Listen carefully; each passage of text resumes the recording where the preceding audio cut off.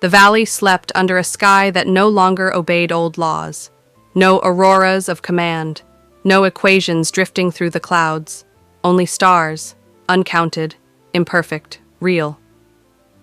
Karis stood at the edge of the newly claimed land and felt something unfamiliar coil inside his chest.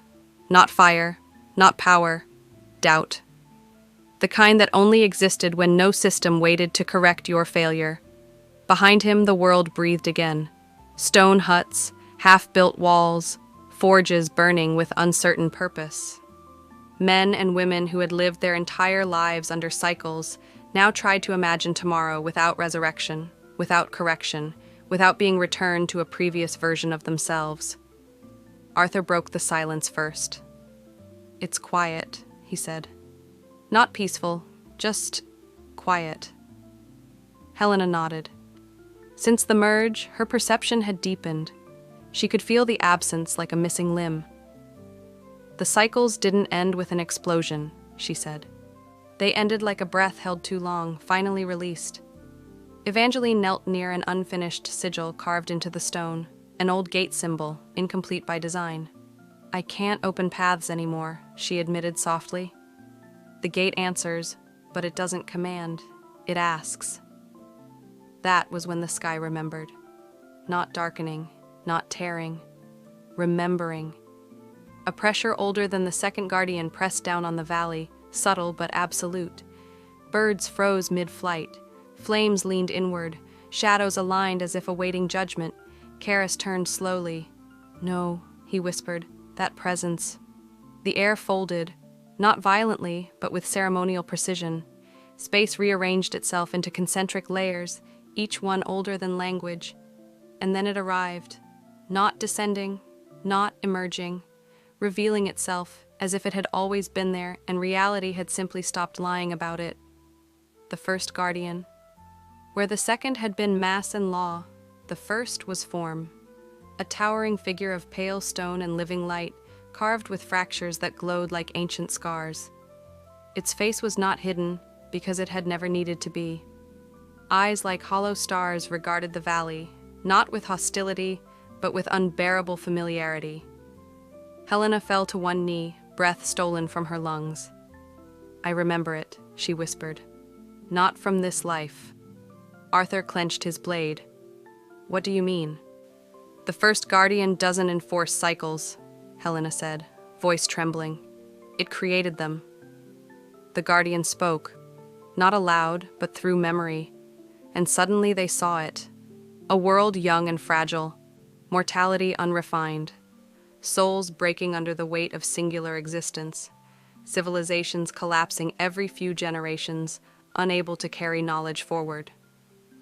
So the architects made a choice. They folded time into circles.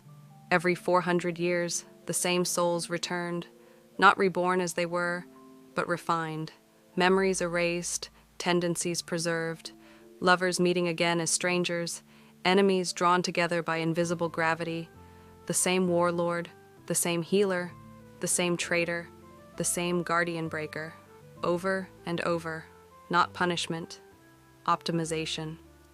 The first guardian watched the vision with something resembling regret. "Cycles were mercy," it conveyed. "You were never meant to remember." Karis stepped forward, black flame barely breathing. "Then why show us now?" The first guardian turned its gaze toward him, and for the first time the valley felt seen. Because the mercy failed. The second guardian had been built to enforce the system. The first had been built to observe it, and now observation had reached its conclusion. Sebastian arrived at dawn. He came from the western ridges, armor marked with a worn white cross, sword too large for practicality and too heavy for anyone but him. He did not kneel when he saw the guardian. He did not raise his blade. He simply planted it into the soil and bowed his head. "My God is silent," he said, "but I am not." The first guardian studied him longer than the others. "You have prayed across 3 cycles," it said, "always to different names." Sebastian smiled grimly. Truth wears many masks. Kanya emerged from the shadowed rocks behind him, black cloth catching sunlight without reflecting it. Her blade stayed sheathed, but her eyes never left the guardian. "I recognize that armor," she said to Sebastian. "I was taught to kill men like you." "And yet you didn't," he replied. "No," she admitted. "Something told me this cycle was different." The guardian's presence intensified. "You have broken recurrence," it declared. "There will be no return, no correction, no rebirth." Evangeline swallowed. What happens now? The first guardian looked beyond them, past the valley, past the planet, past the stars. "Now," it said, "history becomes permanent." A pause, heavy, sacred. "And permanence," it added, "is the most dangerous state a world can enter." The guardian began to dissolve, not retreating, not dying, but withdrawing its observation. Before it vanished entirely, it left them with one final truth. You will build kingdoms believing they are final. You will love believing it will last. You will wage wars believing they matter more than the last. And you will be right, because nothing will come back to fix your mistakes. Silence returned. Wind moved again. Life resumed. Sebastian looked at the valley, then at Kanya. "No gods," he said quietly. "No cycles." Kanya smirked. "Good. I always preferred honest wars." Karis watched the sky, feeling the weight settle fully for the first time. Freedom had arrived, and it was terrifying. Far beyond the stars, something else stirred. Not a guardian, not a god, but a consequence. And history, for the first time, began writing without erasers. The night did not fall all at once. It arrived in layers, like an old wound reopening slowly, carefully, as if the world itself wanted to feel the pain rather than forget it. Fires burned in the valley, real fires, fed by hands that would not be reborn to light them again if they failed. Sparks rose and vanished without being archived by any higher law. Children slept wrapped in cloaks stitched from banners of defeated orders. Somewhere a hammer rang against iron, uncertain, hopeful, afraid. Karis sat alone at the edge of the ridge where the first guardian had vanished. The absence it left behind was heavier than its presence had ever been. His flame was quiet now, not extinguished, but listening, like a beast that had finally realized the cage was gone and did not yet know what to do with the open door. Helena joined him, her steps soft, her shadow wrong in a way only she noticed. The merge had given her depth, but also cost. She remembered lives she should not remember, faces that had loved her under other names, graves she had stood beside more than once. "The cycles left scars," she said, "on all of us, even on time." Karis nodded. "I can feel them, like grooves worn into reality. The world wants to fall back into them." "But it won't," Helena replied. "Not unless we let it." Below them, Sebastian stood with the builders. His great sword leaned against a stone that would one day become part of a wall. He did not preach. He did not command. He worked. Every strike of his hammer was a prayer without words. Kanya watched him from the shade, arms crossed, eyes sharp. She had lived under empires that claimed peace while sharpening knives behind altars. She trusted no kingdom easily, especially one born from silence rather than victory. "You believe this will last?" she asked Evangeline, who was tracing symbols into the dirt, not to activate them, but to remember them. "No," Evangeline said honestly. "I believe it will fail." Kanya raised an eyebrow. "And that's why it matters," Evangeline continued. "If it succeeds without correction, it's a miracle. If it fails, it's a lesson no cycle will erase."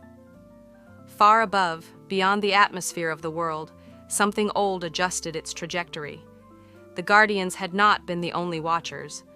Across forgotten planets, ruined, archived, abandoned after their cycles collapsed, machines older than faith stirred from dormancy. Not constructs of law, but of record, librams of extinction, vessels that carried the histories of worlds deemed unsalvageable. One such vessel turned its attention toward Etheon. Designation, Archive World Theta 9. Status, cycle broken. Recommendation, observation prior to intervention. Back in the valley, Arthur felt it before anyone else. His connection to depth, the place beneath systems, beneath names, vibrated like a struck nerve. "We're not alone," he said quietly. Karis stood. "No," he agreed. "We never were. We were just managed." The wind shifted. Clouds moved in patterns that were not random, not commanded, merely curious. Helena closed her eyes and saw it then. The truth the first guardian had not spoken aloud. Reincarnation had not been about mercy alone. It had been about containment. The same souls repeating prevented new ones from destabilizing reality. Innovation was throttled, extremes softened, history sandboxed. Now the sandbox was gone. Somewhere in the dark between stars, something smiled, not with malice, but with anticipation. Sebastian returned to the ridge and stood beside Karis. "I once believed the end of gods would bring clarity," he said. "Now I think it just brings responsibility." Karis looked at the valley, the fragile kingdom forming without prophecy, without divine endorsement. "That's what scares them," he said. "Not our power, our choice." The first bells of the kingdom of destiny rang at dawn, not to summon worship, not to declare conquest, just to mark time. And far away, something began counting with them. Not cycles, years. Consequences had learned how to measure patience.